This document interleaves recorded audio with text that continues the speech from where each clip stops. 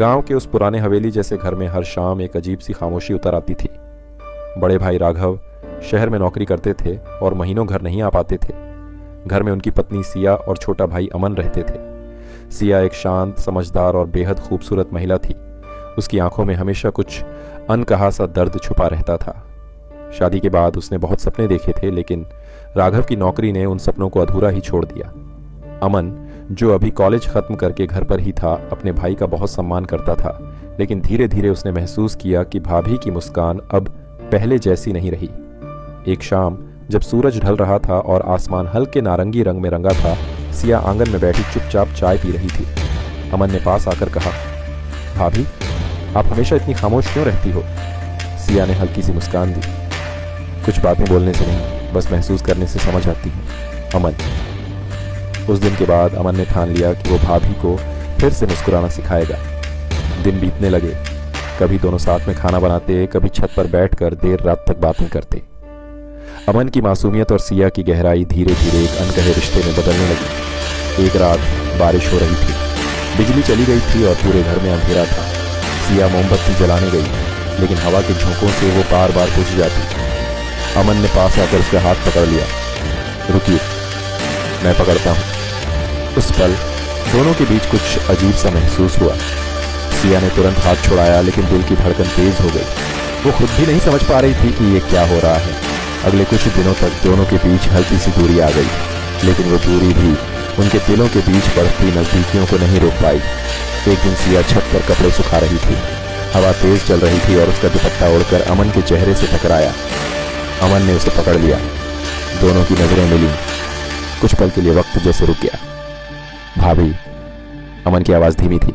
सिया ने नजरें झुका ली। अमन, हमें ये सब नहीं करना चाहिए। क्या? अमन ने पूछा। सिया ने जवाब नहीं दिया, लेकिन उसकी खामोशी सब कह गई। उस रात सिया सो नहीं पाई। वो जानती थी कि जो वो महसूस कर रही है वो गलत है, लेकिन दिल पर किसी का जोर नहीं होता। दूसरी तरफ अमन भी अपने कमरे में बेचैन था। वो समझ नहीं पा रहा था कि ये प्यार है या बस एक कमजोरी। कुछ दिनों बाद राघव का फोन आया कि वो जल्दी घर आने वाले हैं। ये सुनकर सिया के दिल में एक अजीब सा डर बैठ गया। क्या वो अपने पति की आंखों में देख पाएगी? क्या वो इस अनकहे रिश्ते को भूल पाएगी? राघव के आने से एक दिन पहले सिया छत पर खड़ी थी। रात शांत थी और हवा में ठंडक थी। अमन भी वहां आ गया। भाभी, अमन, हमें बात करनी होगी। हाँ, मुझे भी। दोनों कुछ देर चुप रहे। फिर सिया बोली, जो भी हमारे बीच है वो गलत है, हम इसे आगे नहीं बढ़ा सकते। अमन की आंखों में दर्द था, लेकिन जो मैं महसूस करता हूँ वो झूठ नहीं है। सिया ने उसकी तरफ देखा। मुझे पता है, लेकिन हर सच्ची भावना सही नहीं होती। अमन ने धीरे से कहा, तो हम क्या करें?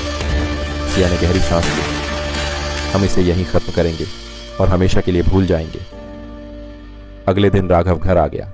घर में फिर से रौनक लौट आई, लेकिन अब सब कुछ पहले जैसा नहीं था। अमन ने खुद को दूरी में रखना शुरू कर दिया। सिया भी अब पहले से ज्यादा शांत रहने लगी।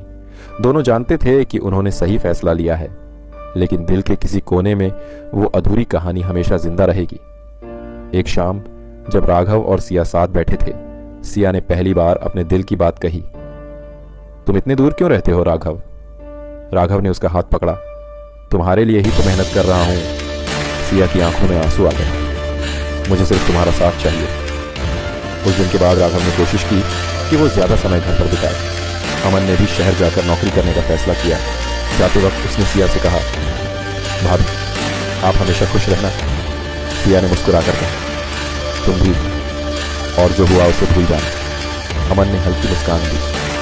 कुछ बातें भूलने के लिए नहीं होती, बस दिल में छुपा ली जाती है। अमन चला गया। घर फिर से शांत हो गया, लेकिन इस बार वो खामोशी भारी नहीं थी, क्योंकि अब हर कोई अपने रिश्ते की अहमियत समझ चुका था। अंत ये कहानी सिर्फ एक रिश्ते की नहीं, बल्कि भावनाओं, मर्यादा और सही गलत के बीच की जंग की कहानी है। कभी कभी दिल जो चाहता है वो सही नहीं होता, और जो सही होता है उसे मानने के लिए बहुत हिम्मत चाहिए।